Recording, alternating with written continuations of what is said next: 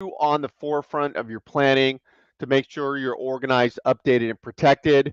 And today we're talking about estate settlement costs, and this is your estate plan. And before I jump into that, I always want to put this caption up there. If you have questions as you're watching this video, we stream this everywhere on LinkedIn, YouTube, Facebook, Twitter. It's out there. We send it out to our vlog.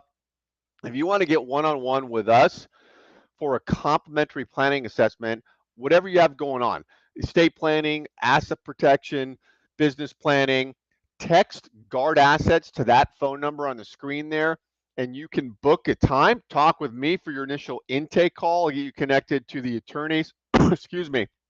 Uh, One-on-one doesn't cost you a thing. It's a great value. Of course, we'll spend the time to help get you organized, answer all your questions. Text Guard Assets to that phone number there.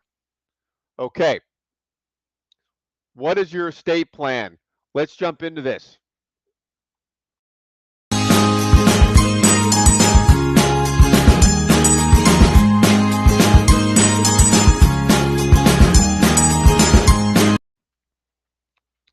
All right, so first of all, a misnomer about estate planning is people think estate planning, because it's a lofty title, is only for the super wealthy. Well, Bill Gates or Larry Ellison, they need estate planning. I don't need it. Not true. Everybody's got some level of an estate. You own a home, you got an estate. And especially if you have kids, minor children, that's part of estate planning, is getting the right people in place to care for the kids in case that comes up. And nobody ever wants to think about these things. And the vast majority, I should say, not the vast majority, but the majority of Americans, about 60%, don't have an estate plan in place. And of those that do, much of that planning is outdated, wasn't done right. So that's the vast scenario of bad estate planning, is that you want to make sure that you jump on top of this, take advantage of it, take control of it, because if you don't take control of your estate planning, the courts will step in and take control for you. And so your basic estate plan includes your pour over will, your living trust, your advanced medical directives, your financial power of attorney, beneficiary designations, and then the thoughtful discussion that goes in there about executors and trustees and people to watch over your kids, all that stuff. And so this is the estate plan. We all need this. And just having a will doesn't keep the courts out of your personal affairs. You need to have a living trust. Then the courts stay out because you've created this trust document. It's not hard to do, not expensive, but really, really important. It's got to be done right. Don't just bang these things out. But when you get into your estate plan, think of it as taking control of your life, your assets, your loved ones, the people in your life, you putting a script in place about how you want things to move forward now while you're alive, and of course after you pass away. And that's the idea of big picture estate planning. And so let me share a screen here. Okay, so I want to get into just a very brief, quick hit on estate settlement costs. We put on a lot of workshops across the country, about 40. Our attorneys speak everywhere. And when they speak about estate settlement costs, your estate can get just blown up with costs when you're trying to get stuff to your kids, because people don't think about the fees, expenses, the taxes that are involved in your estate. And so at a person's demise, as it says here, your assets are subject to a number of expenses that can reduce the estate for your heirs. And so as you look at what you own, so think about these assets, your personal property, and this can be your home, rental property, uh, commercial property, single family homes, your retirement plans, your stocks and insurance, your business interest. Think about all these things you have going on. They're going to go in to a funnel. And in that funnel, the government's going to audit you, right? So they're going to look at everything you own and audit it. And this is the estate audit. And what will pick away at the value are things like death taxes or transfer taxes. Now, taxes are all over the map. They change. Different administrations come in, they change. Right now, they're looking to reduce the transfer tax exemptions so people could get hit even harder as these new laws kick in. But so taxes can get you nailed. Account fees, appraisers fees. You own property, you got to hire these people to come in and do different things.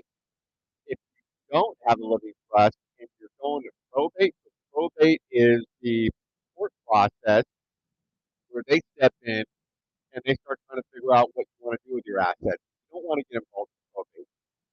It's nasty, it takes forever, it can be very expensive. There's probate fees, there are statutory attorney fees, there's executor fees can kick in. And so probate is something you want to try to stay away of for sure. But as you deal with this, these are the issues that come up.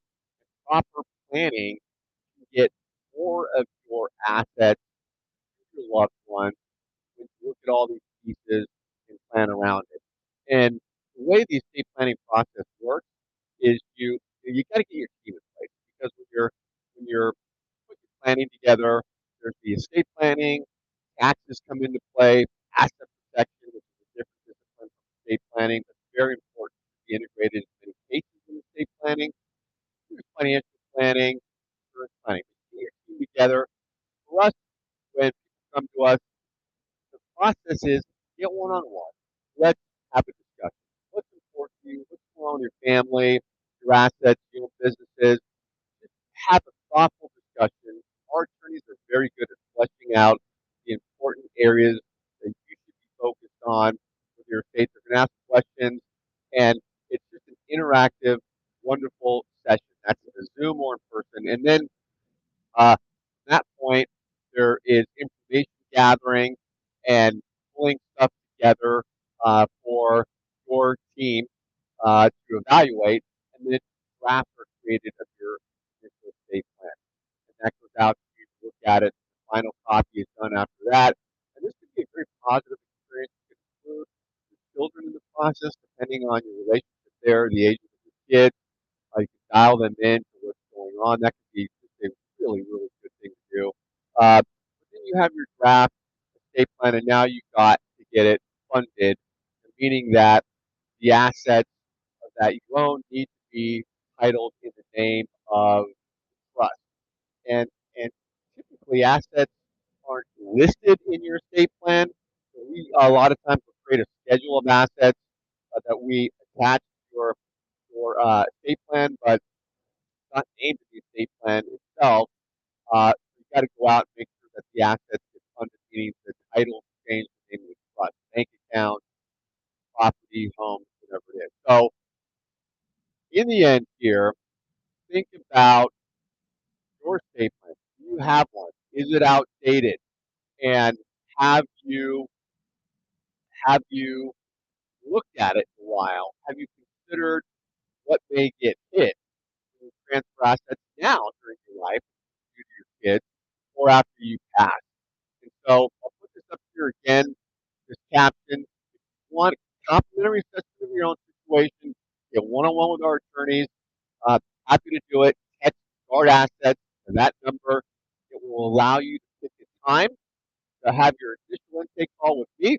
Love to meet you, and I'll tell you about us and about the process to get you connected to the